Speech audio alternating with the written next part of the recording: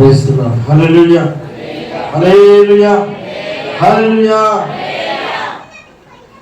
మన ప్రభువును రక్షకుడైన యేసుక్రీస్తు నామములో చేరవచ్చినటువంటి మా ప్రియులు డైరెక్టర్ గారైన పరయ్య గారికి, అమ్మగారికి, అలాగే ప్రెసిడెంట్ గారికి, అలాగే దైవజనులందరికీ కూడా, అలాగే చేరవచ్చిన మీ అందరికీ కూడా హృదయపూర్వక వందనాలు తెలియపరుస్తూ ఉన్నాను. దేవుడు తన కృప, తన వాత్సల్యత ఈ దినాన్ని మనకి అనుగ్రహించాడు కాబట్టి మనమందరం కూడా సజీవుల లెక్కలు ఆయన స్తుతించడానికి దేవుని యొక్క కృప అయింది. సమస్త ఘనత దేవునికి కలుగును గాక. హల్లెలూయా హల్లెలూయా. చాలా మంది ఈ కృప పొందలేని వారు ఉన్నారండి. ఎంతో గనులు, గొప్పవారు, పేరు ప్రఖ్యాతులు గాంచిన వారు కావచ్చు, జ్ఞానవంతులు కావచ్చు, కాలగర్భంలో కనుమరుగైపోయారు. సజీవ లెక్కలో ఈ దినాన దేవుని సన్నిధిలో దేవుని వాక్యాన్ని వినే కృప చాలా మంది ఈ ధన్యతను సద్వినియోగపరుచుకున్న వారు ఎంతో మంది ఉన్నారు, మనందరికీ తెలుసు. అయినప్పటికీ ఈ దినాన ఆయన వాక్యము లేదా ఆయన సన్నిధిలో మనమందరం కూడా గడపడానికి ఇచ్చినటువంటి కృప ఎంతైనా మనకు దీవెన, ఆశీర్వాదకరమైనది. కాబట్టి ఇందుని బట్టి అందరూ కూడా ఒకసారి చేతులపైకి దేవుని స్తోత్రం చెల్లిద్దాం. హల్లెలూయా హల్లెలూయా. కొద్ది నిమిషాలు పరిశుద్ధ గ్రంథంలో నుండి కొన్ని మాటలు 2వ కొరింథీయులకు రాసినటువంటి పత్రిక 6వ అధ్యాయము 1వ వచనం చదువుకుందాం. 2వ కొరింథీయులకు రాసినటువంటి పత్రిక 6వ అధ్యాయము 1వ వచనం. కాగా మేము ఆయన తోటి పనివారమై మీరు పొందిన దేవుని కృపను వ్యర్థము చేసుకునవద్దని మిమ్మల్ని వేడుకొనుచున్నాము. చాలు. అపోస్తలుడైనటువంటి పౌలు గారు ఈ పరిశుద్ధ గ్రంథంలో 14 పత్రికలు రాశాడు. వాస్తవంగా రాయడానికి అర్హుడైతే కాదండి. ఈ భూమి మీద ఉన్నప్పుడు ఆయన కూడా కోపావేశాలు కలిగిన వాడే. అనేక మందిని చంపడానికి కూడా వెనకాడలేదు.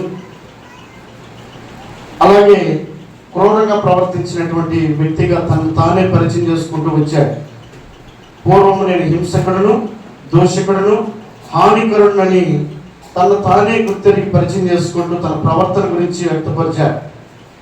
ఇలాంటి అపోస్తలుడైన పౌలు గారు గొప్ప పరిచర్య దేవుని కొరకు చేయడానికి దేవుని యొక్క పిలుపునందుకొని ఎప్పుడైతే సౌలు అనబడేటువంటి తన యొక్క పేరుని పౌలుగా మార్చుకోవడానికి దేవుడు దర్శించాడో నాటి నుంచి దేవుని యొక్క పనిలో దేవుని యొక్క కృపను పొందుకుంటూ దేవుని యొక్క పనిని కొనసాగిస్తున్నటువంటి దైవజనుడిగా మనం చూస్తూ ఉన్నాం.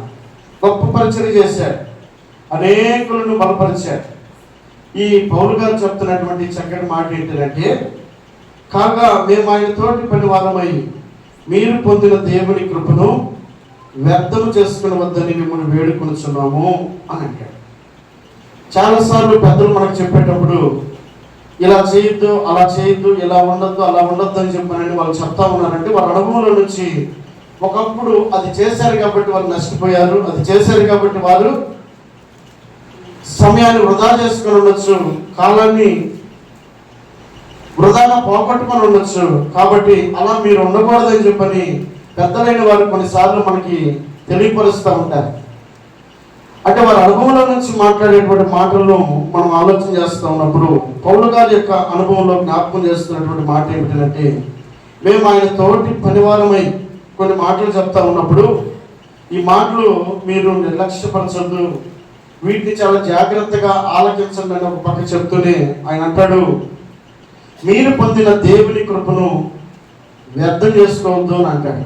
చాలాసార్లు ఇప్పుడు చదువుకునేటువంటి బిడ్డలకి చదువుకునేటువంటి సమయంలో స్కూల్కి వెళ్తేనో కాలేజీకి వెళ్తేనో ఆ వ్యక్తి మరొక క్లాస్కి ప్రమోట్ అవ్వడానికి అవకాశం ఉంటుంది.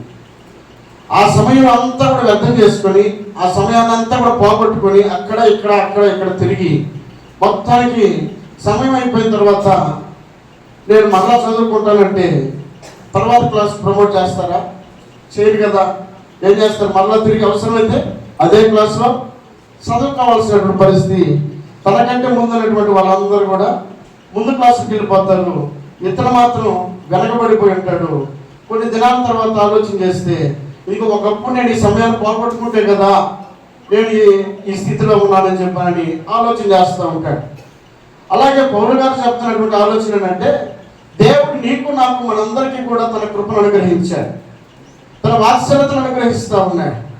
ఆయన కొంత సమయాన్ని మనకు అనుగ్రహించిన వాడై ఉన్నాడు, కొంత కాలాన్ని మనకు అనుగ్రహించిన వాడై ఉన్నాడు. కాబట్టి ఈ తరంలో నీకు అనుగ్రహించబడినటువంటి సమయాన్ని నీవు పోగొట్టుకోవద్దంటా ఉన్నాడు. నీకు ఇచ్చినటువంటి తలాంతుల్ని పోగొట్టుకోవద్దు అంటున్నాడు. నీకు ఇచ్చినటువంటి కృపని పోగొట్టుకోవద్దు, నీకు ఇచ్చినటువంటి జ్ఞానాన్ని పోగొట్టుకోవద్దు, నీకు ఇచ్చిన నీ సమయాన్ని పోగొట్టుకోవద్దు, నీకు ఇచ్చిన నీ దేవుని యొక్క వాత్సల్యతను నువ్వు పోగొట్టుకోకూడదండి. చాలాసార్లు అన్నీ పోగొట్టుకున్న తర్వాత వెతుకుతూ ఉంటాం, పోగొట్టుకున్న తర్వాత వెతుకుతూ ఉంటాం. యేసేవ అనబడేటువంటి వ్యక్తట జ్యేష్ఠత్వం అనబడేటువంటి కృప అనుగ్రహించబడినప్పుడు దాన్ని కళ్ళ ముందు ఉంచినప్పుడు దాన్ని నిర్లక్ష్యపరిచాడు, దాన్ని పోగొట్టుకున్నాడు. ఏ మాత్రం కూడా దాన్ని సద్వినియోగపరచుకోవాలని ఆలోచన లేక ఒక్క పూట కూటి కోసం తనకున్న జ్యేష్ఠత్వాన్ని పోగొట్టుకుని తర్వాత శ్రద్ధగా వెతుకుతున్నాడంట. ముందు ఆ శ్రద్ధ లేదు, ముందు ఆ జ్ఞానం లేదు, ముందు ఆ తెలివి లేదు. పోగొట్టుకున్న తర్వాత తెలిసిందంట ఏమని, అయ్యో ఆ జ్యేష్ఠత్వంలో ఉన్నటువంటి విలువేంటో తెలుసుకొని ఇప్పుడు అంటాడు, ఇదిగో నాకు మరణాంతరిగా జ్యేష్ఠత్వం కావాలని దేవుని పాదాల దగ్గర కన్నీటి పర్యంతమై ఏడ్చినప్పటికీ అతడు విసర్జింపబడ్డాడని రాయబడింది. అంటే దేవుడు ఇచ్చినటువంటి అవకాశాలు ఏదైతే ఉన్నాయో ఆ అవకాశాలు మనం అన్నది కూడా జారి విడుచుకోకూడదండి. ఒక కాలాన్ని మనకు అనుగ్రహించి ఉండొచ్చు దేవుడు, లేదా ఒక మందిరాన్ని దేవుడు మనకు అనుగ్రహించి ఉండొచ్చు, ఒక సేవకుని మనకి ఇక్కడ పెట్టి ఉండొచ్చు, దేవుని మాటలు వినిపించేటువంటి కృప మనకు అనుగ్రహిస్తూ ఉండొచ్చు, మనం సరిచేసేటువంటి దైవజనుడు మన మధ్యలో ఉంటే ఉండొచ్చు. కానీ ఇవన్నీ కూడా దేవుడి ప్రణాళికలో ఉన్నప్పుడు వీటిని ఎన్నడూ కూడా మనం వృధాపరచుకోకూడదు. ఒక రోజు రాబోతా ఉంది, దేవుని యొక్క మాటలు వినబడిన రోజు ఒక రోజు రాబోతా ఉంది.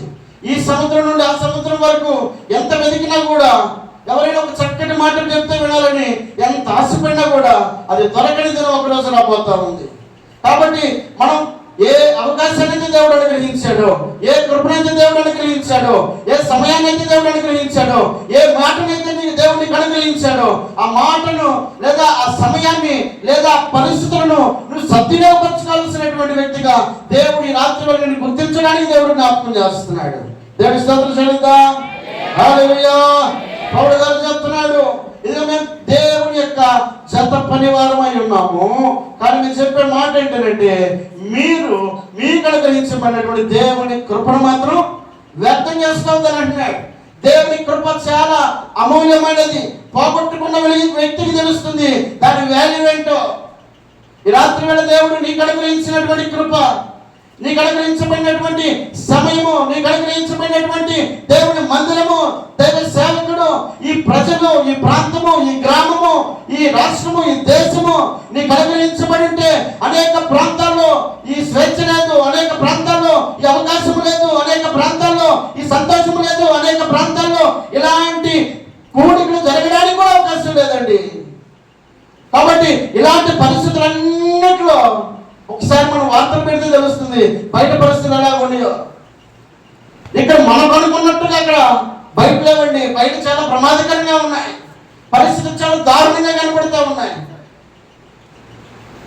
కాబట్టి మనకు అనుగ్రహించబడే కృప ఏదైతే ఉందో, మనకు అనుగ్రహించబడినటువంటి ఈ వాల్యూబుల్ టైం ఏదైతే ఉందో దీన్ని తప్పక మనం జాగ్రత్తగా సద్వినియోగపరచుకోవాల్సిన వారమై ఉన్నాం.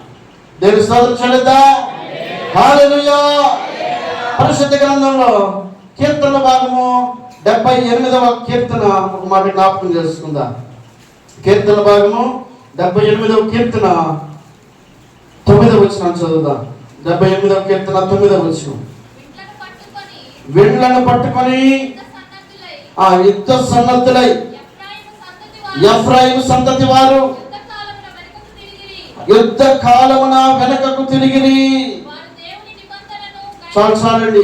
ఎవరు మీరు? విండ్లను పట్టుకుని యుద్ధ సన్నద్ధులై ఎఫ్రాయిము సంతతి వారు యుద్ధ కాలమున వెనకకు తిరిగారు అని రాయబడింది. ఎవరు ఎఫ్రాయిము? వాస్తవంగా ఈ ఎఫ్రాయిము లేదా అతనితో పాటు ఉన్నటువంటి జనాభా లేదా తనతో పాటు ఉన్నటువంటి మంది మార్పులాన్ని మనం ఆలోచన చేస్తే యెహోషువ గ్రంథంలో రాయబడినటువంటి మాట ఏంటంటే 1,08,100 మంది ఈ ఎఫ్రాయిము సైన్యంగా సమకూర్చబడి ఉన్నారు. శత్రువు ఎదురిస్తే ఎవరు కూడా నిలబడడానికి బలం చాలదు. వారంత ధైర్యవంతులు, అంత బలం కలిగిన వారు, మంచి ఆజానుబాహులు, ఎత్తు కలిగిన వారు, శక్తి కలిగిన వారు, బలం కలిగిన వారు, ఏదైనా ఎదుర్కోగలిగినటువంటి శక్తి సామర్థ్యాల వరకు ఉన్నాయి. అలాంటి వారు అడుగు వేస్తా ఉన్నప్పుడు శత్రువులు భయపడి వెళ్ళిపోయినటువంటి సందర్భాలు ఉన్నాయి. అలాంటి పరిస్థితుల్లో సైతము ఇక్కడ కనబడుతున్న మాటను మనం చూస్తూ ఉన్నప్పుడు వారి విండ్లను పట్టుకొని యుద్ధ సన్నద్ధులై ఎఫ్రాయిము సంతతి వారు యుద్ధ కాలమున వెనకకు తిరిగిరి. యుద్ధ కాలమున ఎన్నడూ కూడా అపజయాన్ని చేసిన వారు కాదు. ఎన్నడూ కూడా శత్రువుకు భయాన్ని పుట్టించగలిగినటువంటి శక్తి కలిగిన వారు. అలాంటి వ్యక్తులే ఒకరోజు వెనకడుగు వేస్తా ఉన్నారు. ఒకరోజు వారు కూడా భయపడే పరిస్థితి వచ్చేసింది. వారు కూడా వెనకడుగు వేసే పరిస్థితి వచ్చేసింది. శత్రువుకి బలము చేకూర్చబడింది. ఇదిగో ఎఫ్రాయిం వారు బలహీనులుగా మార్చబడ్డారు. శత్రువు ఎదురుగా వచ్చినప్పుడు వారు కూడా అడుగు ముందుకు వేయనటువంటి పరిస్థితి. ఒకప్పుడు ఆ పరిస్థితి లేదు. ఒకప్పుడు వారు అడుగు వేస్తే శత్రువే భయపడ్డాడు. ఇప్పుడు శత్రువును చూసి వీరు భయపడేటువంటి పరిస్థితి కనబడతా ఉంది. ఒకప్పుడు వెనక్కి వెళ్ళేటువంటి పరిస్థితి లేదు. ఇప్పుడు వారు వెనక్కి తిరిగి వెళ్ళిపోయేటువంటి పరిస్థితి కనబడతా ఉంది. కారణం ఏంటి? స్థితిగతుల్లో పరిస్థితుల్లో మార్పులు రావడానికి గల కారణం ఏంటి? వాస్తవంగా ఈ ఎఫ్రాయిం అనబడేటువంటి వ్యక్తి తన యొక్క జీవిత వృత్తాంతాన్ని మనం ఆలోచన చేస్తున్నప్పుడు అబ్రహాము కుమారుడైనటువంటి ఇస్సాకు కుమారుడైనటువంటి యాకోబు కుమారుడైనటువంటి యోసేపు యొక్క సంతతి ఈ ఎఫ్రాయిము. అంటే తన యొక్క బ్యాక్గ్రౌండ్ మనం ఆలోచన చేస్తున్నప్పుడు అబ్రహాము ఎన్నడూ కూడా వెనుతిరిగి చూసిన వాడు కాదు. ఇస్సాకు ఎన్నడూ కూడా వెనుతిరిగి చూసిన వాడు కాదు. అపజయాన్ని దేవుడు వారికి అనుగ్రహించలేదు. యాకోబు సైతము జీవితాన్ని కొనసాగించిన వాడుగా కనబడతా ఉన్నాడు. అలాగే యోసేపు సైతము ఒంటలో పడదలైపోయినటువంటి వ్యక్తి అయినప్పటికీ తన యొక్క సాక్షాత్మై అలాగే తను జీవించినటువంటి జీవితమును బట్టి హెచ్చింపబడి అతను గొప్పవాడిగా వెలుగొందినటువంటి పరిస్థితులు మనకు కనబడతా ఉంటాయి. ఆ బ్యాక్గ్రౌండ్ అంతటి మనం చూస్తూ ఉన్నప్పుడు ఈ ఎఫ్రాయిం సంతతి దగ్గరికి వచ్చేసరికి వారు వెలుగురిగిపోయేటువంటి పరిస్థితి కనబడతా ఉంది. జరిగినటువంటి పరిస్థితి ఏంటి? వాస్తవంగా అక్కడ ఎఫ్రాయిముకి ఎవరు తోడుగా ఉన్నారని మనం ఆలోచన చేసినప్పుడు ఆదికాండము 48వ అధ్యాయము 15వ వచనాన్ని చూద్దాం. ఆదికాండము 48:15 అతడు యోసేపును దీవించి నా పితరులైన అబ్రహాము ఇస్సాకులు ఎవని ఎదుట నడుచుచుండిరో ఆ దేవుడు నేను పుట్టినది మొదలుకొని నేటి వరకును ఎవడు నన్ను పోషించునో ఆ దేవుడు అనగా సమస్తమైన కీడుల నుండి నన్ను తప్పించిన దూత ఈ పిల్లలను ఆశీర్వదించును గాక. నా పేరును అబ్రహాము ఇస్సాకులను నా పితరుల పేరును వారికి పెట్టబడిన గాక. భూమి యందు వారు బహుగా విస్తరించుదురు గాక అని చెప్పెను. చాలండి, ఎవరి మాట చెప్తా ఉంది? ఇదిగో ఎఫ్రాయిం యొక్క తాత అయినటువంటి యాకోబు చెప్తా ఉన్నాడు. తన మనవ సంతతిని ఆశీర్వదిస్తా ఉన్నాడు. ఇది బహు తరాలకు వీరు ఆశీర్వాదకరంగా ఉండాలని, వీరు గొప్పగా ఉండాలని, వీరు అనేక మందికి వీరు ఆశీర్వాదకరంగా ఉండాలని తాత యొక్క ఆలోచన అండి. ఏ బిడ్డలైనా కానీ తల్లిదండ్రులు దీవించుకొని ఉంటారా? వాళ్ళు ఎట్లా ఉన్నా సరే నా పిల్లలు బాగుండాలని చెప్పి కోరుకుంటారు. యాకోబు ఎందుకు బాగొట్టుకుంటాడు? తన తండ్రి ఎంత జీవితాన్ని జీవించాడు. యోసేపు తన బిడ్డలు కూడా అంతకంటే గొప్పవారిగా ఉండాలని యాకోబు యొక్క ఆశ అండి. కాబట్టి అలాగే జీవించాలని తాత యొక్క తపన ఆలోచన. కాబట్టి దేవుడిచ్చినటువంటి కృప, దేవుడిచ్చినటువంటి ఆధిక్యత, దేవుడిచ్చినటువంటి అవకాశం ఎఫ్రాయిముకి తన తాత యొక్క ఆశీర్వాదము తన తరాల్లో కనబడటం లేదండి. అబ్రహాము ఆశీర్వదించబడ్డాడు, ఇస్సాకు ఆశీర్వదించబడ్డాడు, యాకోబు ఆశీర్వదించబడ్డాడు, యోసేపు ఆశీర్వదించబడ్డాడు. తర్వాత వచ్చినటువంటి ఎఫ్రాయిము కూడా ఆశీర్వదించబడాలని తాత యొక్క హృదయంలో ఉన్న ఆకాంక్ష, కోరిక. కాబట్టి ఈ కోరిక నెరవేర్చబడాలని, తరతరాలకు మీరు దీవెనకరంగా ఉండాలని తాత ఎంతో ఆశపడుతూ ఉన్నాడు. అంటున్నాడు కదా, ఇదిగో నా పేరును అబ్రహాము ఇస్సాకులను నా పితరుల పేరును వారికి పెట్టబడిన గాక అని అంటున్నాడండి. ఎంత తపన అంటే ఎఫ్రాయిము ఎలాంటి వారితో పోల్చుతున్నాడు? తన పితరులతో పోలుస్తూ ఉన్నాడు. ఇదిగో మాకంటే గొప్పవారిగా ఉండాలి, ఇది ఏ మాత్రం కూడా వీరు పడిపోయిన స్థితిలో ఉండకూడదు, ఎప్పటికీ వారు నిలబడే స్థితిలో ఉండాలని తాత యొక్క ఆశ, ఆకాంక్ష అండి. ఈ కోరిక నెరవేర్చాల్సిన బాధ్యత ఎవరి మీద ఉంది? మానవ సంతతి మీద ఉందండి. ఈ రాత్రికాల సమయంలో నీ తండ్రి, నీ తల్లి ఆశలకు తగినటువంటి వ్యక్తిగా నువ్వు కొనసాగాలి అని అంటే నీ మీదే ఆ బాధ్యత ఉంది. వారి ఆశ, వారి ఆలోచనలు నువ్వు ఎరిగినట్లయితే తప్పగా వారికి తగినట్లుగా నీ ప్రయాణాన్ని కొనసాగించగలుగుతావు. వాస్తవంగా చెప్పాలంటే ఈ దినాన్ని ఇక్కడ నిలవబడి నేను ఇక్కడ దేవుని వాక్యాన్ని ప్రకటన చేస్తా ఉన్నానంటే మా తల్లి గారు ఎంతో ఆశపడిందండి, ఎంతో తపన పడింది. చాలాసార్లు నేను త్రోసేసాను ఆ మాటని, చాలాసార్లు నేను తృణీకరించాను. కానీ తల్లి కాల్చినటువంటి కన్నీటి ప్రార్థన అది పోక ఒకరోజు దేవుని యొక్క వాక్యం చేత పట్టబడ్డాను. దేవుడు తన వాక్కుతోటి నన్ను దర్శించినప్పుడు నేను దాన్ని తప్పించుకోలేకపోయాను. నా మాట అయినట్టయితే నేను తప్పక దాన్ని తెగదెచ్చుకుని వెళ్ళిపోయిండేవాడినేమో. కానీ దేవుడు నన్ను దర్శించినటువంటి ఆ మాట, తల్లి కార్చినటువంటి ఆ కన్నీటి ప్రార్థన ఈ దినాన దేవుని వాక్యాన్ని చెప్పడానికి దేవుడు ఇచ్చిన కృప ఉంది. దేవుని స్తోత్రం చెల్లిద్దా? హల్లెలూయా. దీని వెనకాల నేను కూడా దాన్ని త్రోసేసి నా ఇష్ట ప్రకారం జీవించాలనుకో ప్రార్థన ఏమైపోద్ది? వ్యర్థమైపోద్ది. ఒకవేళ దేవుడు చాలాసార్లు అవకాశం ఇచ్చిన నాకు ఇచ్చినటువంటి అవకాశాల్లో సద్వినియోగపరుచుకునేటువంటి బాధ్యతను కానీ నేను విస్మరించినట్లయితే ఈ దినాన్ని నిలవబడడానికి అవకాశమే లేదు. కాబట్టి అవకాశాన్ని సద్వినియోగపరచుకోవాల్సిన బాధ్యత నా మీద ఉందన్న గ్రహింపు నేను కలిగి ఉన్నాను. కాబట్టి వెంటనే లోపడడానికి ఇష్టపడ్డానండి. దేని స్తోత్రం చెల్లిద్దా? హల్లెలూయా. కాబట్టి ఇక్కడ జరుగుతున్నటువంటి పరిస్థితిని మనం గమనిస్తూ ఉన్నప్పుడు ఇంకో తాత కోరుకుంటున్నాడు, అబ్రహాం వలే ఉండాలనుకుంటున్నాడు, ఇస్సాకు వలే ఉండాలనుకుంటున్నాడు, ఇదిగో నాలా ఉండాలనుకుంటున్నాడు, ఇదిగో యోసేపు వలే ఉండాలనుకుంటున్నాడు. ఎవరి గురించి? ఎఫ్రాయిము గురించి తాత యొక్క తపనండి. కాబట్టి ఈ తపనకు తగినటువంటి ప్రయాణము ఎఫ్రాయిములో ఉండాలి. తన బిడ్డను ఎన్నడూ కూడా విడిచిపెట్టేవాడు కాదు. వారు ఆయన తట్టు చూడగా వారికి వెలుగు కలిగిన వారి ముఖములు ఎన్నడూ లక్ష్యపూర్వకమని సెలవిచ్చినటువంటి దేవుడు, వారి పక్షమై నిలబడగలిగినటువంటి దేవుడు, జీవితంలో కొనసాగించగలిగినటువంటి దేవుడిని ఆధారం చేసుకోవాల్సినటువంటి ఎఫ్రాయిము ఏం చేస్తున్నాడు? ఒక మాట జ్ఞాపకం చేసుకుందాం. హోషేయ గ్రంథం 8వ అధ్యాయం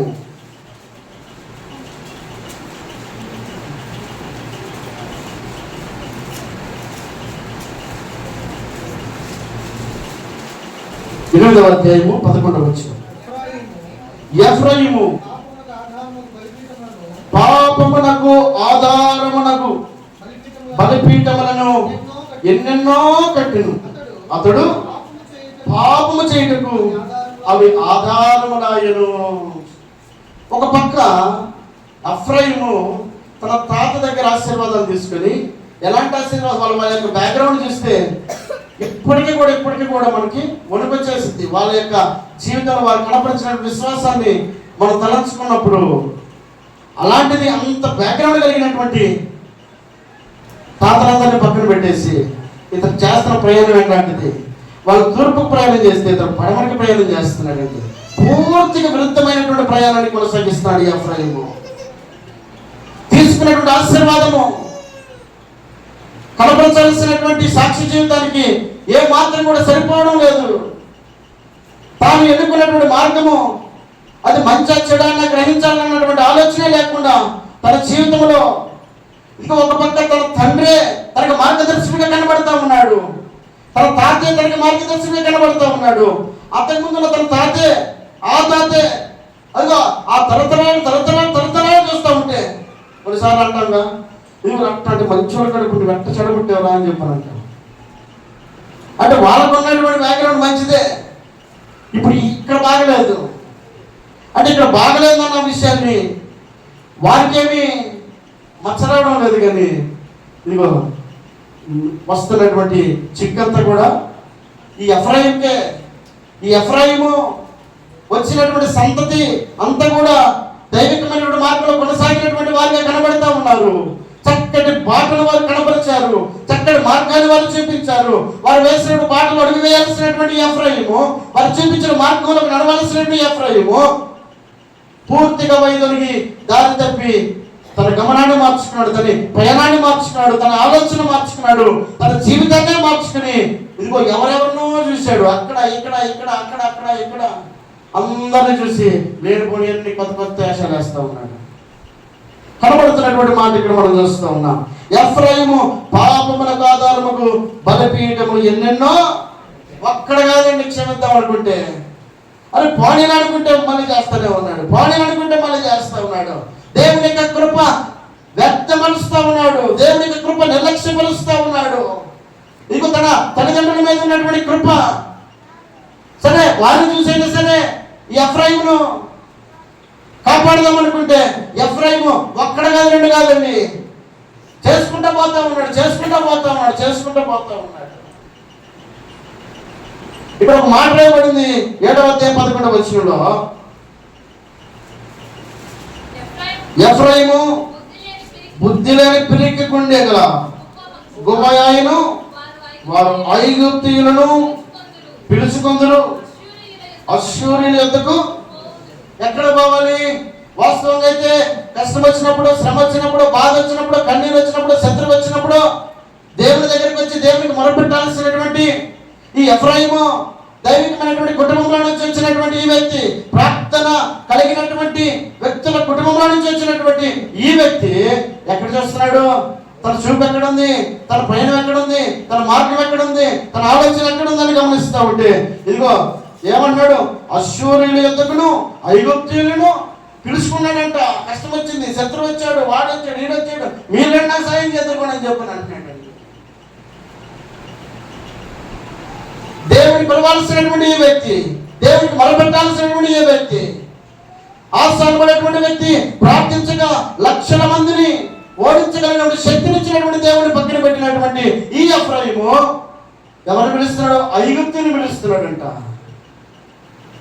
అశ్షూరీయుని పిలుస్తున్నాడంట. దైవికమైనటువంటి మార్గంలో ఉన్నటువంటి ఈ వ్యక్తి ఆశ్రయిస్తున్నటువంటి వ్యక్తులు విరుద్ధమైనటువంటి వ్యక్తులతో ఇతడు తన సహవాసాన్ని గడుపుతా ఉన్నాడు.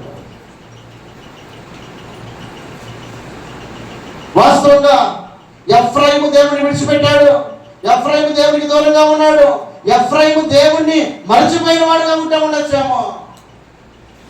కానీ దేవుడు ఎఫ్రాయిమును మర్చిపోయాడా? దేవుడు ఆ ఎఫ్రాయిమును వదిలిపెట్టేశాడా అని మనం ఆలోచన చేస్తే ఎఫ్రాయిము గురించి ఆయన పలుకుతున్నటువంటి ఒక మాటను మనం ఇక్కడ ఆలోచన చేద్దాం. అక్కడే ఒక మాట జ్ఞాపకం చేసుకుందాం. కీర్తన భాగము 60వ కీర్తన 7వ వచనం. కీర్తనలో 67, గిలాదు నాది, మనష్షే నాది, ఎఫ్రాయిము నాకు శిరస్త్రాణము. ఏమంటాడండి? గిలాదు నాది, మనష్షే నాది, ఎఫ్రాయిము నాకు శిరస్త్రాణం అంటున్నాడండి. ఎఫ్రాయిముకి శిరస్త్రాణం ఎలాంటిదో తెలుసా? ఎఫ్రాయిము దేవుని పక్కన పెట్టేశాడు, కానీ ఎఫ్రాయిము మాత్రం దేవుడు పక్కన పెట్టలేదు. ఎఫ్రాయిముకి ఇచ్చిన స్థానం మాత్రం తక్కువైంది కాదు. ఎఫ్రాయిము అన్నాడు నా శిరస్త్రాణం అంటున్నాడు. శిరస్త్రాణం అంటే తలకి కిరీటం పెట్టుకోడండి. కిరీటాన్ని ఎక్కడ పెట్టుకుంటారు? మోహన పెడతారా? ఎక్కడ పెడతారు? తల మీద పెట్టుకుంటారండి. ఎఫ్రాయిము ఎక్కడ పెట్టుకున్నాడు? ఆయన నెత్తి మీద పెట్టుకున్నాడండి. ఆయన నెత్తి మీద పెట్టుకున్నటువంటి ఎఫ్రాయిము దేవుడు మాత్రం గుర్తిరిగే వాడిగా కనపడడం లేదు. చాలాసార్లు మనం గారాబంగా పెంచుతూ ఉంటాం బిడ్డలని, చాలాసార్లు గారాబంగా చూసుకుంటూ ఉంటాం. కానీ వారు మన గారాబాన్ని అలసుగా తీసుకొని మనం చూపించే మార్గాన్ని ఏమాత్రం ఫాలో అవ్వకుండా వారి ఇష్టమైన మార్గంలో వారు వెళ్ళిపోతూ ఉంటారు. ఎఫ్రాయిం చేస్తున్నటువంటి పని కూడా అలాంటిదే. వాస్తవంగా దేవుడు ఎఫ్రాయింకి ఇచ్చిన స్థానము నెత్తి మీద పెట్టుకున్నాడండి. నెత్తి మీద పెట్టుకున్నటువంటి ఎఫ్రాయిము తన చూపంతా పక్కకే, తన చూపంతా కూడా లోకం వైపే, తన చూపంతా కూడా దేవునికి విరోధమైనటువంటి వారితో సహవాసం చేసేటువంటి ఆలోచన కలిగినటువంటి వ్యక్తిగా తన జీవితంలో కనబడుతూ ఉన్నాడు. ఎఫ్రాయిము నా శిరస్త్రాణము వంటి వాడని పిలుస్తూ ఉన్నాడు. ఎంత గొప్ప ఆధిక్యతను దేవుడు ఇచ్చాడు ఎఫ్రాయింకి. ఎఫ్రాయింకి ఇచ్చిన ఆధిక్యతను ఎఫ్రాయిం కనుక ఆలోచించగలిగితే ఎఫ్రాయిం ఎప్పుడో తన మనసును మార్చుకోగలిగిన వాడే ఉండేవాడేమో. కానీ ఎఫ్రాయింకి ఇచ్చిన స్థానాన్ని ఎఫ్రాయిం గమనించలేదు. రెండవది ఎఫ్రాయిం గురించి పలుకుతున్నటువంటి ఒక మాటను చూస్తే ఇర్మియా గ్రంథము 31వ అధ్యాయము 9వ వచనం. ఇర్మియా గ్రంథము 31వ అధ్యాయము 9వ వచనం. చివరిలో ఉండిద్దండి, చివరిలో ఉండిద్ది. ఎఫ్రాయిము నా జ్యేష్ఠ కుమారుడు కాడా, ఎఫ్రాయిము నా జ్యేష్ఠ కుమారుడు కాడా అని అంటున్నాడు. ఏమన్నాడు? దానిపై మాట్లాడాడు, ఇశ్రాయేలుకు నేను తండ్రిని కానా, ఎఫ్రాయిము నా జ్యేష్ఠ కుమారుడు కాడా అని పిలుస్తున్నాడు. అంటే ఎఫ్రాయింకి స్థానాన్ని ఇచ్చాడు, జ్యేష్ఠ కుమారుడు అనే స్థానాన్ని ఇచ్చాడండి.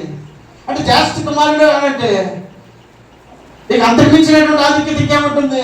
శిరస్త్రానము అన్నాడంటే నీకు అంతర్మించినటువంటి స్థానం మీకు ఎక్కడ ఉంటుంది? నెత్తిని పెట్టి చూసుకునేటువంటి తండ్రి అండి ఆయన. జ్యేష్ఠ కుమారుడిగా కౌగులించగలిగినటువంటి, ప్రేమించగలిగినటువంటి గొప్ప తండ్రి ఆయన. దేవుని యొక్క మనస్తత్వాన్ని, దేవుని యొక్క ఆలోచన గమనించలేనటువంటి ఈ ఎఫ్రాయిము దేవుని అర్థం చేసుకుని దైవికమైన మార్గం నుంచి వైదొలిగిపోతా ఉన్నాడు.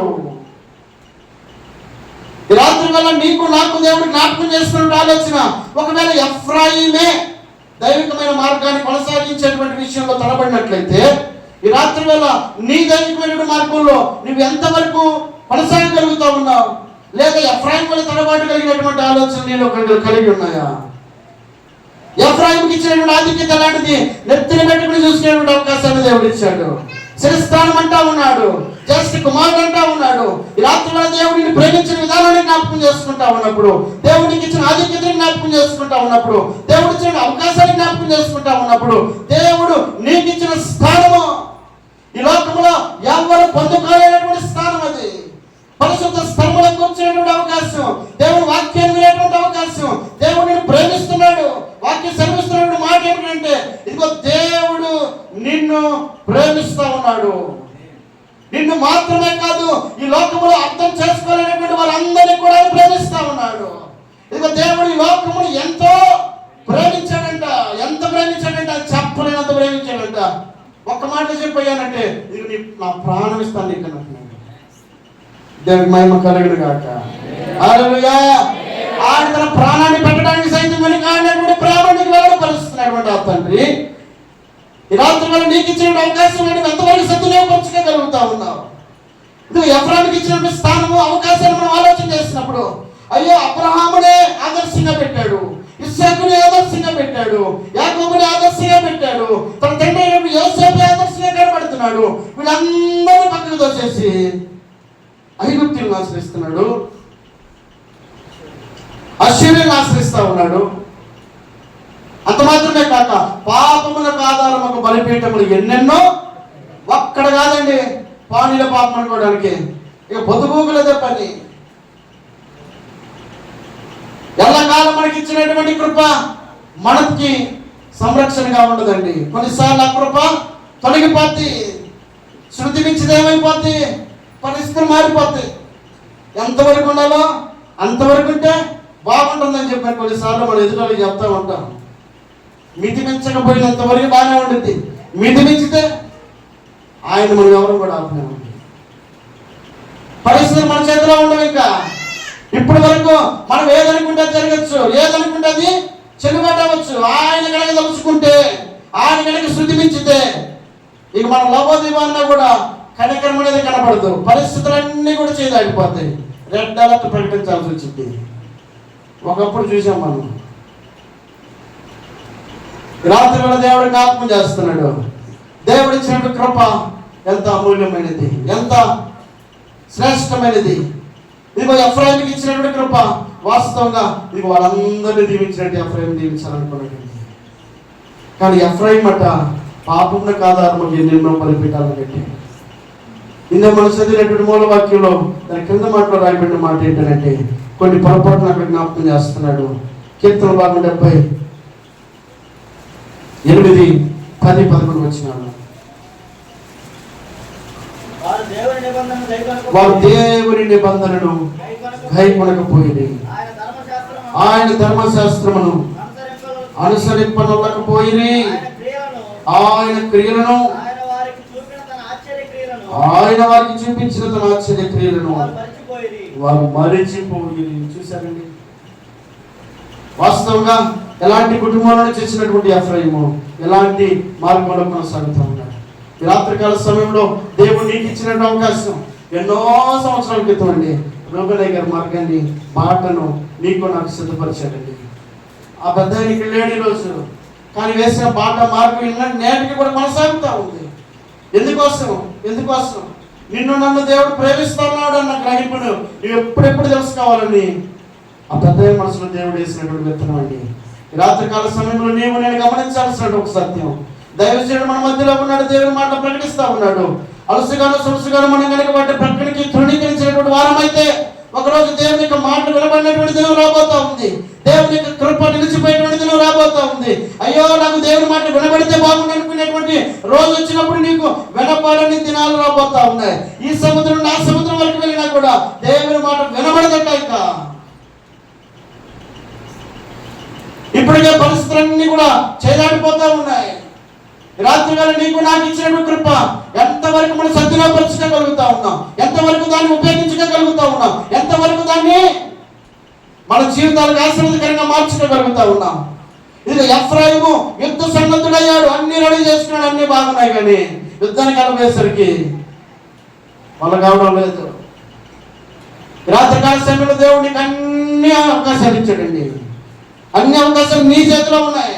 నీ చేయి దాటిపోక మునిపే సద్వినియోగపరచుకోవడానికి అవకాశం ఇచ్చినటువంటి ఈ సమయాన్ని నువ్వు ఉపయోగించుకోగలిగితే, ఈ పరిస్థితుల్ని ఉపయోగించుకోగలిగితే, ఈ మందిరాన్ని ఉపయోగించుకోగలిగితే, ఈ సేవకుని ఉపయోగించుకోగలిగితే, ఈ మాటని ఉపయోగించుకోగలిగితే, ఈ స్థలాన్ని ఉపయోగించుకోగలిగితే తప్పక దేవుడిని ఆశీర్వదించడానికి ఆయన ఇష్టపడతా ఉన్నాడు.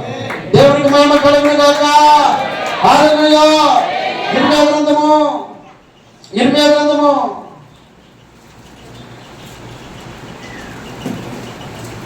3వ అధ్యాయం